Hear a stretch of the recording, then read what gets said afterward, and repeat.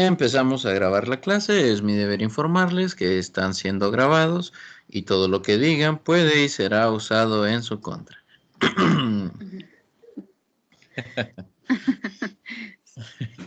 Bien, entonces vamos a iniciar. Esta es la primera clase de la sección 1900 de Física General. Vamos a ver. Voy a abrir aquí esta aplicación solo por si tengo que escribir algo. Y bien, empezamos con una introducción sobre física. Entonces, bueno, aquí la presentación habla de que la física es una ciencia experimental que ayuda a entender cómo funcionan ciertos fenómenos de la naturaleza. Ciertos fenómenos, no todos, sino esta sería la única ciencia. No, tenemos más ciencias que explican otras cosas. La biología, por ejemplo.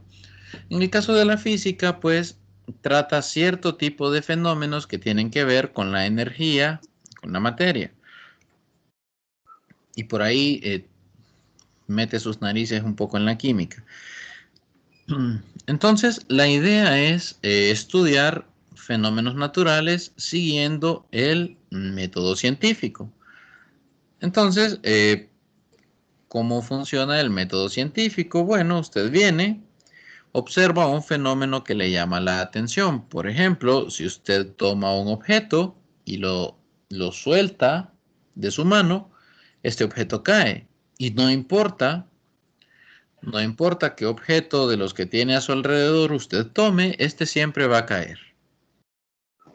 Claro, si toma un globo de helio y lo suelta, ese no cae, ese sube, pero del por qué el globo de helio sube, lleno con helio sube, eso lo estudiamos más adelante. Bien, entonces, una vez que usted observó el fenómeno, usted pues trata de, o surge una pregunta, ¿verdad? ¿Por qué este objeto cae? Y usted trata de formular, pues, darse alguna explicación, formularse una hipótesis, darse una idea de por qué ocurre eso. Por ejemplo, para darles una idea, en Aristóteles pensaba que cuando usted lanzaba una roca, la mandaba rodando, por decirlo así, la roca se iba a detener hasta que estuviera cansada. Es decir, los objetos se detenían cuando ellos se cansaban. Y quizá esto sería pues una explicación que un niño de 5 años me podría creer, porque un niño de 5 años sí puede creerme que los objetos pueden cansarse. Pero bueno, si yo esto se los digo a ustedes, pues debido a una cierta formación que han tenido hasta ahora, ya no es probable que usted me crea que una piedra se detuvo, que dejó de rodar porque se cansó. Entonces, bueno, pueden aparecer muchas hipótesis, muy diferentes todas, pero bueno, vamos a verificar todas y cada una de ellas. ¿Cómo lo hacemos? Bueno, hacemos un experimento. Ustedes van a hacer experimentos en el laboratorio de la clase. Pues bueno, estos experimentos verificarán todas las hipótesis y pues su hipótesis debe dar una predicción sobre el comportamiento del fenómeno. Entonces usted analiza los datos del experimento y compara los resultados con la hipótesis que usted hizo. Si la hipótesis que usted hizo es correcta, si los datos que usted mide o que usted obtiene, pues dan validez a la hipótesis que usted planteó, esto se considera, esto se puede hacer una teoría. Esto puede ser una teoría. Y bueno, uno nuevamente cuando ya tiene la teoría, esta teoría viene y se prueba en todos los casos posibles para ver si funciona. ¿Qué ocurrió? Bueno, y si la teoría se cumple para todos los fenómenos naturales conocidos, se formula una ley que describe el fenómeno. Pasa lo siguiente. Existen las leyes de Newton y las leyes de Newton fueron válidas por, digamos, algunos 300 a 400 años, pero Bueno, y mejor dicho, explicaban la mayor parte de los fenómenos que se podían observar en la época, pero con el avance de la tecnología, pues ocurrieron ciertos fenómenos que no se podían explicar con las leyes de Newton. Y entonces, pues hubo que hacer pues una mejora a esta teoría. Bueno, que en su momento le llamaron ley, pero se tuvo que reformular para explicar el movimiento de los objetos a la velocidad de la luz. Entonces, ahora todo lo que tenemos son teorías. Teoría de la relatividad, teoría cuántica de campos, teoría clásica, son teorías. Y son teorías porque están en constante revisión con los fenómenos naturales para ver si todavía son válidas para explicarlos. Bien, suficiente entonces con esa parte. Eh, Quiero rescatar nada más 2 puntos. Ustedes como universitarios y como parte de carreras que tienen como una base la física, por algo este es uno de los primeros cursos, entonces es una de las bases. Usted puede creer que las cosas funcionan de una cierta manera y es de su preferencia creer que sean así, pero si las observaciones y los datos demuestran algo muy diferente, usted debe tener esa capacidad de, ok, yo hubiera preferido que todo fueran pitufos, todo fuera de color azul, pero las observaciones me dicen que pues hay otros colores, ni modo, el mundo no va a ser azul, el mundo deberá tener muchos colores. Y usted debe tener la capacidad de aceptar que estaba equivocado y que las cosas funcionan como los datos dicen que funcionan. Esto no solo aplica para la física, esto aplica para casi cualquier cosa. Si usted comete el mismo error 1.000.000 de veces, nunca va a estar en lo correcto, siempre va a estar equivocado porque está cometiendo siempre el mismo error. Solo quiero que se queden con eso, de toda esta diapositiva. Bien, entonces vamos a tener una teoría y un modelo. Nosotros vamos a trabajar con modelos. ¿Qué son los modelos? Pues los modelos son las versiones simplificadas de un sistema físico. En otras palabras, los modelos que vamos a estudiar son aquellas ecuaciones que suelen darnos muchos problemas. Esas ecuaciones son modelos para un fenómeno que ocurre en la naturaleza. ¿Sí? En este primer parcial, nosotros vamos a estudiar objetos que se mueven.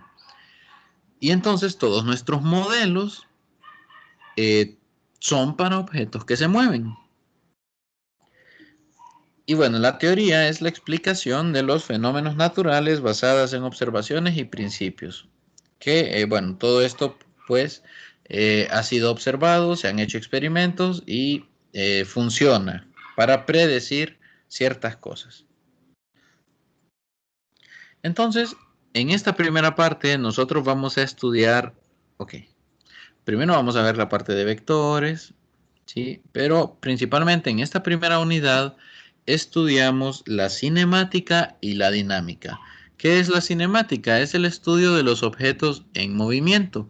No nos interesa, ojo, no nos interesa por qué se mueven, no, lo que nos interesa es que se están moviendo. Y luego, para el final de la primera unidad, estudiamos la dinámica. La dinámica, sí, aquí sí uno se pregunta, ¿y esto por qué se empezó a mover? Usted, por ejemplo, tiene un vaso sobre una mesa y entonces usted luego dice, bueno, este vaso no se está moviendo. ¿Qué pasa si yo lo empujo? Ok, ahí está la dinámica. Preguntarse, ¿qué pasa si yo lo empujo? ¿Qué pasa si yo lo jalo? ¿Qué pasa si yo lo levanto? Eso es dinámica. Estudiar el por qué se puede producir un movimiento.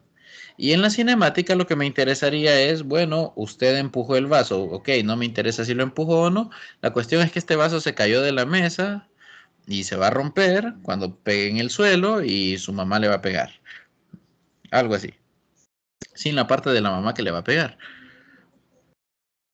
Entonces, en física trabajamos con unidades. todo esto parte de, ok, vamos a aquí.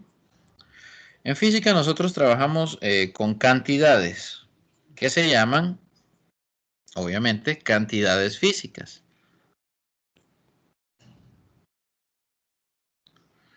No por nada, cuando uno se mete a estudiar una de estas carreras, ya me imagino que pasará mucho con los de química y farmacia, es, pucha, a usted le tienen que gustar mucho los números, porque los químicos farmacéuticos llevan que precálculo, cálculo 1 y creo que hasta cálculo 2. Entonces, bueno, ya dice usted, esto no es fácil. Asimismo, los biólogos, los radiotecnólogos, los odontólogos, pues llevan sus clases que involucran números. En el caso de los biólogos son más probabilidades. En el caso de los químico-farmacéuticos, después de física general, llevan físico-química. Y bueno, los radiotecnólogos ya llevan la parte de reconstrucción de imágenes, la parte de blindajes en protección radiológica, donde se exponen a una matemática bastante avanzada. No es necesario que sepan hacer los cálculos, pero esa matemática está ahí metida, para la parte de reconstrucción de imágenes especialmente. Entonces ustedes van a trabajar con cantidades a lo largo de su carrera, con cantidades físicas. Entonces, las cantidades físicas pueden ser de dos formas. Las cantidades físicas pueden ser vectores o pueden ser escalares. A ver, vamos a escribir bien esto. Escalares. Pueden ser de estos dos tipos, sin importar de qué tipo sean, ambas cantidades trabajan con unidades. Unidades. Sin importar, entonces, sin importar si es una cantidad que es vector o si es una cantidad que es escalar, ambas trabajan con unidades. Y yo aquí les pregunto, hago una pausa y les pregunto a ustedes. Existen dos sistemas de unidades. Está el sistema internacional y está el sistema inglés. Basados en su experiencia, ¿cuál de los dos sistemas utiliza Honduras?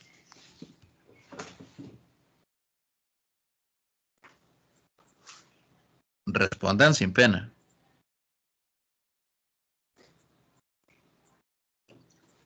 Internacional y Sistema Internacional de Unidades.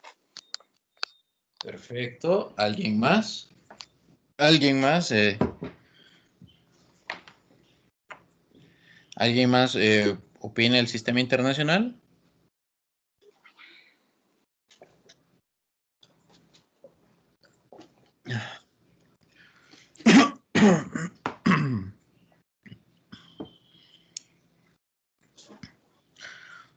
Ok, voy a asumir entonces que todos opinan que es el sistema internacional.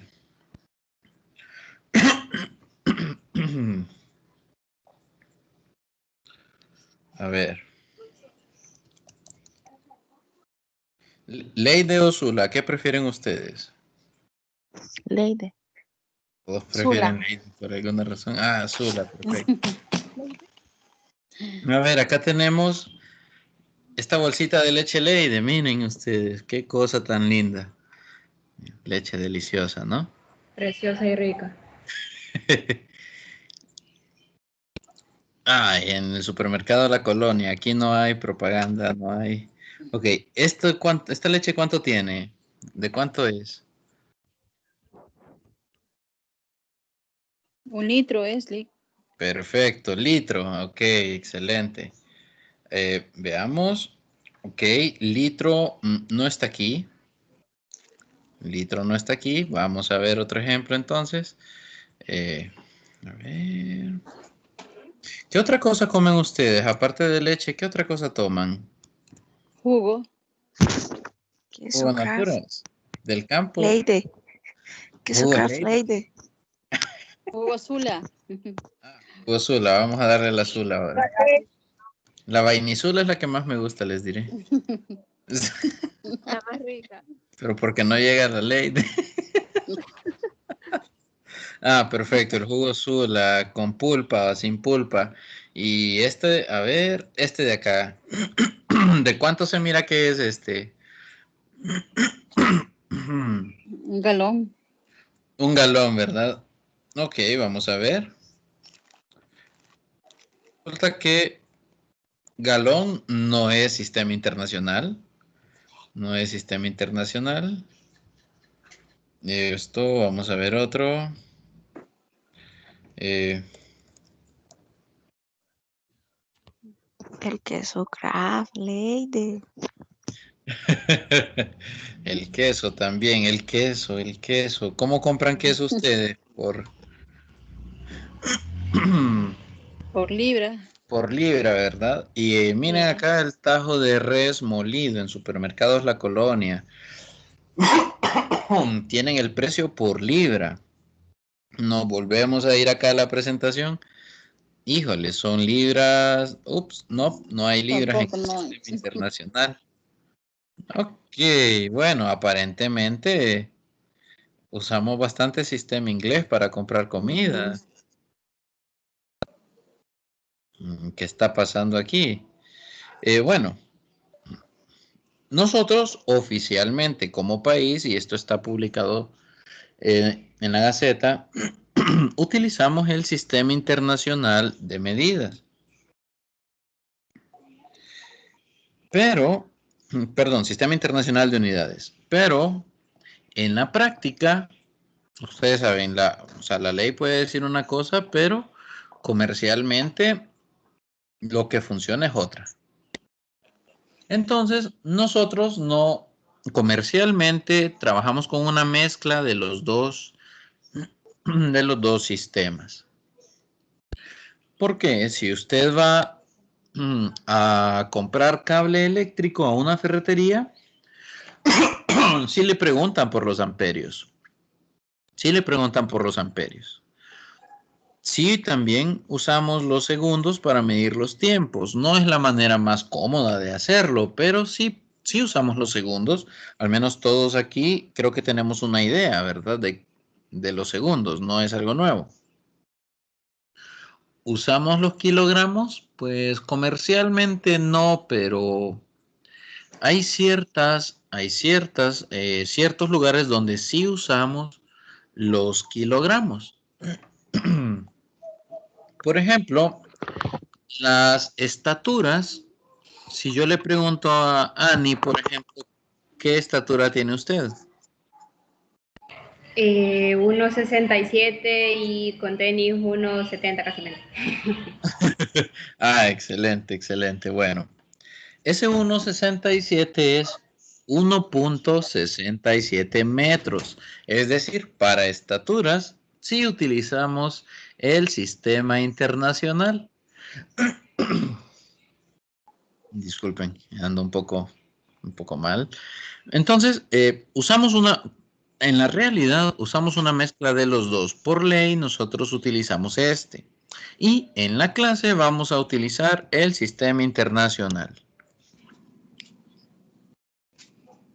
Bien, el sistema internacional también se conoce como el MKS, porque sus unidades fundamentales son el metro, el kilogramo y el segundo. Bien, aquí entramos a una parte de cómo se mide cada uno. Esto pues ya lo podrán leer ustedes en la presentación. La compartiré posteriormente.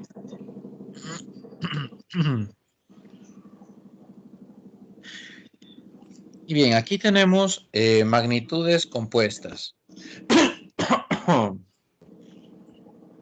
A ver, tenemos magnitudes compuestas. Cuando usted va a comprar un terreno, entonces a usted un terreno se lo venden se lo venden o el precio que tiene depende del tamaño del terreno, y esto usted lo ve con el área del terreno. De acuerdo al sistema internacional, el área de un terreno debería estar en metros cuadrados. Es esa M con ese 2 que están viendo en pantalla. El volumen que lo utilizamos nosotros para la leche, para comprar líquidos, leche, jugo, agua. Oficialmente tendríamos que medirlo en metros cúbicos. Es la M elevado a la exponente 3 que ustedes están viendo en pantalla. Eso se lee metro cúbico. El metro cúbico sí se utiliza aquí en Honduras cuando usted lee un recibo del Servicio Autónomo Nacional de Acueductos y Alcantarillados, SANAA. Su consumo mensual de agua se lo miden en metros cúbicos. Entonces sí utilizamos el metro cúbico en Honduras. Aparece una cantidad por acá que se llama densidad. La densidad la vamos a ver a profundidad. Eso es gracioso porque ya van a saber por qué en el tercer parcial. Bien, la densidad la medimos en kilogramos sobre metro cúbico. Y la densidad es una cantidad por la cual podemos saber si un objeto flota o se hunde en el agua. Tenemos la velocidad, esta sí la vamos a estudiar en esta primera unidad. Y esta se mide en metros sobre segundo. En el sistema internacional, pero si hablamos del sistema inglés, se podría medir en pulgadas por segundo, millas por hora, pies por segundo. En fin, esas son las unidades del sistema inglés. En el sistema internacional, que es el que estamos trabajando, es metro sobre segundo. Luego tenemos otra cantidad llamada aceleración.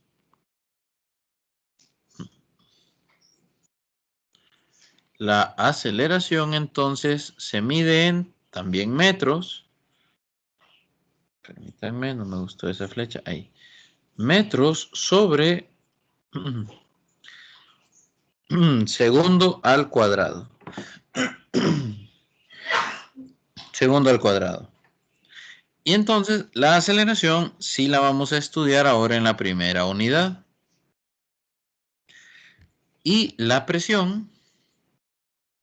Ok, la presión no es de la primera unidad. La presión aparece en la segunda o tercera unidad.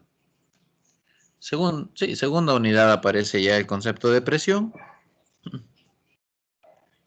La presión se mide en pascales, pero el pascal es newton sobre metro. Pero el newton es kilogramo, metro, sobre segundo cuadrado. Todo esto va sobre metro. La N mayúscula que ustedes están viendo aquí es la forma de abreviar todo esto que estoy encerrando en color rojo por acá. Entonces, todas estas que yo he mencionado aquí, todas estas que aparecen listadas, área, volumen, densidad, velocidad, aceleración, presión, son cantidades físicas. La longitud, la masa, el tiempo, la corriente, la temperatura, cantidad de materia, intensidad luminosa, también son cantidades físicas.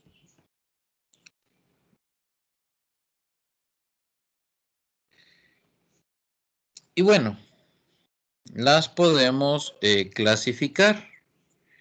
En este caso, las que yo tengo escritas aquí, todas son cantidades escalares.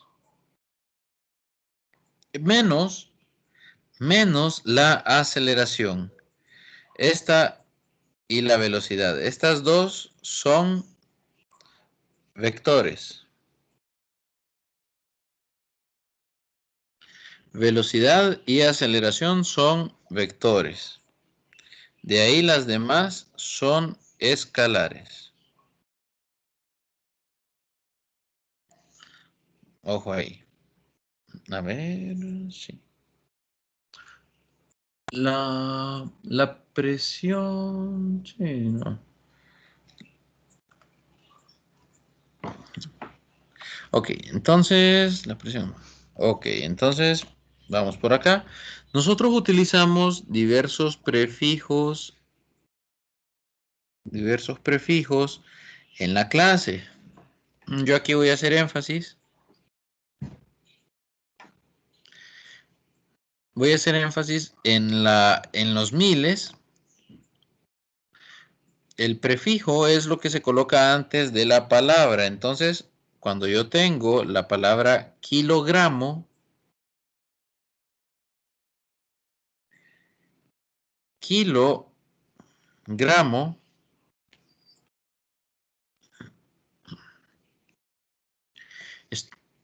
la unidad en sí es el gramo, pero el prefijo que yo le he colocado es kilo.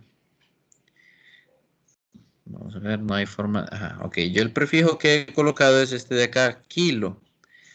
Y el kilo equivale a 1000. Entonces, si yo digo 1 kilogramo, estoy hablando de 1000 gramos. Existen pues otros prefijos, por ejemplo, ustedes utilizarán muy seguido este que se llama terabyte.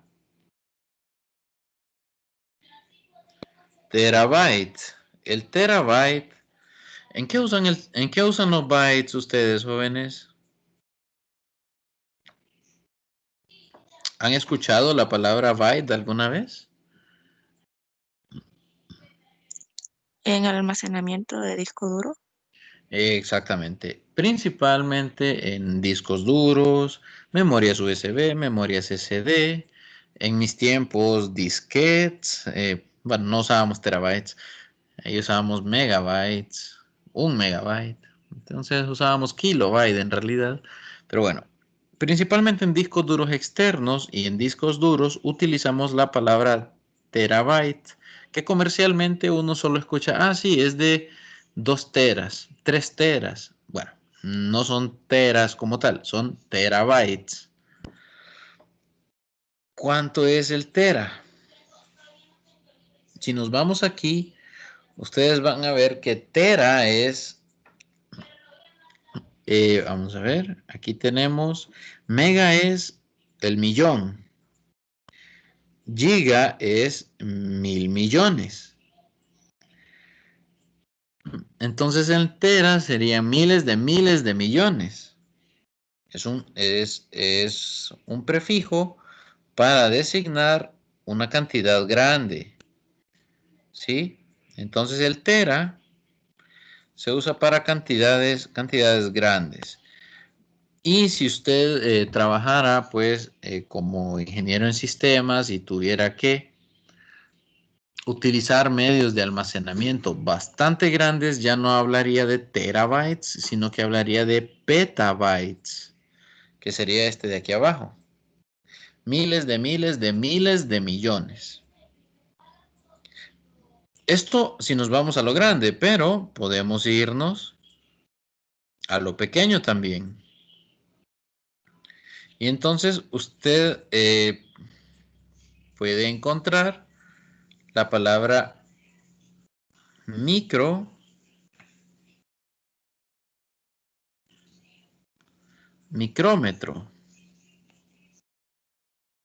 Uy, aquí.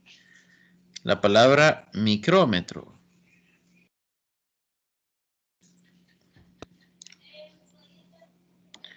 Entonces,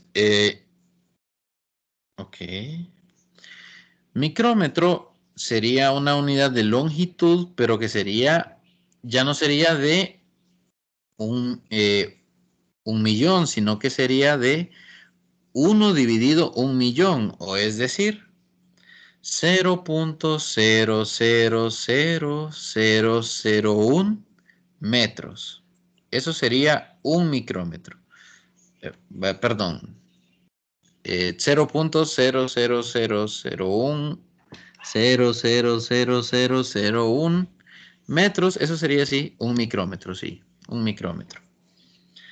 Es algo pequeño, entonces ustedes esta palabra la van a encontrar, el micro lo van a encontrar en un dispositivo llamado microscopio, que es para ver microorganismos. De ahí tenemos el nano,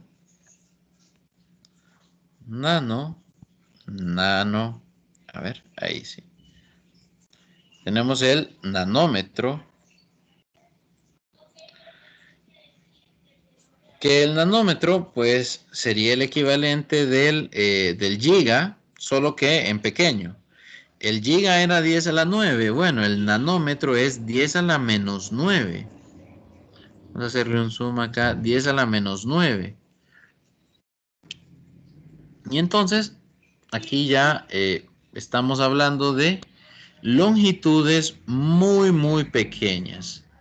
Longitudes muy pequeñas. Esto ya lo utilizamos principalmente cuando hablamos de ondas. Por ejemplo, la longitud de una onda de luz visible, la del color rojo. El color rojo usted lo puede describir como una onda con una longitud de 400, vamos a ver, entre 450 y 600 nanómetros. Es decir, 0.000000001 metros. Algo pequeño. Algo pequeño. Y bueno, ya aquí empezamos a hablar de cosas muy pequeñas. Y a medida que vamos haciéndonos más pequeños, ya hablamos de pico o de femto. Incluso de ato cuando estamos hablando en 10 a la menos 18. Bien, estos son los diferentes prefijos. Estos son los diferentes prefijos que vamos a utilizar en la clase de física. Principalmente el kilo, porque hablamos del kilogramo. El micro, porque en algún momento vamos a hablar de micrómetros. Bueno, el centi, nosotros utilizamos el centi cuando hablamos también de centímetros. Centímetros. Y entonces el centímetro es 0.01 metros. Hombre, aquí. Estos valores y esta tabla va a ser muy útil cuando nosotros hagamos las conversiones. De ahí el deca, hecto, casi no se usan. Deci tampoco lo usamos mucho. Casi no lo usamos mucho. En la cantidad, bueno, cifras significativas. Nosotros obligatoriamente, y no es porque yo quiera, es porque debe de ser así, nosotros hacemos operaciones matemáticas, jóvenes. Y entonces trabajamos con algo que se llaman cifras significativas.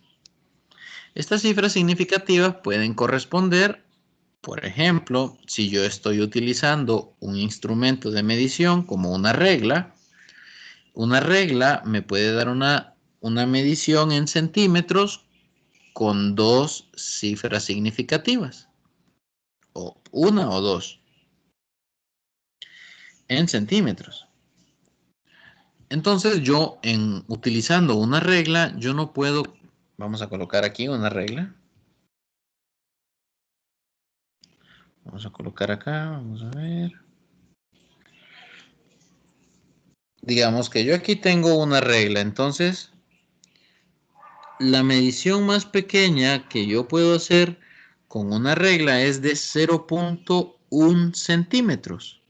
De manera que si yo reporto una medición de, por ejemplo, 4, permítanme, si yo reportara una medición de 4.25 centímetros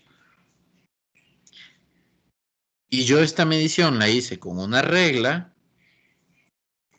el instructor de laboratorio automáticamente ve esto y lo pone malo. Porque con la regla usted pudo haber medido, 4.2 o 4.3 centímetros. Eso es lo que usted pudo haber medido con la regla. Pero 4.25, 4.27, eso no, porque la regla solo le da un decimal, o sea, a lo mucho 2 cifras significativas. Veamos los ejemplos que están acá. 3.1416 tiene 5 cifras significativas, el 3, el 1, el 4, el 1 y el 6. Todas ellas son cifras significativas, pero el 0.51 solo tiene 2. Y esto es porque el 0 que se encuentra a la izquierda del punto decimal no cuenta como cifra significativa. Por ejemplo, acá en el 5, el 5000, en el caso de 5000, estos ceros sí son significativos. Veamos aquí unos ejemplos. Tenemos una multiplicación de 3 valores, el 3.1416, 2.34 y 0.58. Vamos a notar que el que menos cifras significativas tiene es el 0.58. Solamente tiene 2 cifras significativas, el 5 y el 8.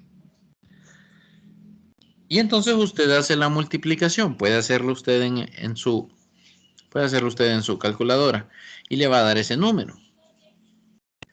Pues la regla de las cifras significativas nos va a decir que la cantidad de cifras significativas que usted va a dejar como resultado de esta multiplicación debe ser igual al número de cifras significativas que tiene, al menor número de cifras significativas que tienen los valores que está multiplicando. Es decir, como el 0.58 es el que menos cifras significativas tiene, quiere decir que el resultado solo deberá tener como mucho la misma cantidad de cifras significativas. En este caso, 0.58 solo tiene 2 cifras significativas. El resultado solo tendrá 2 cifras significativas.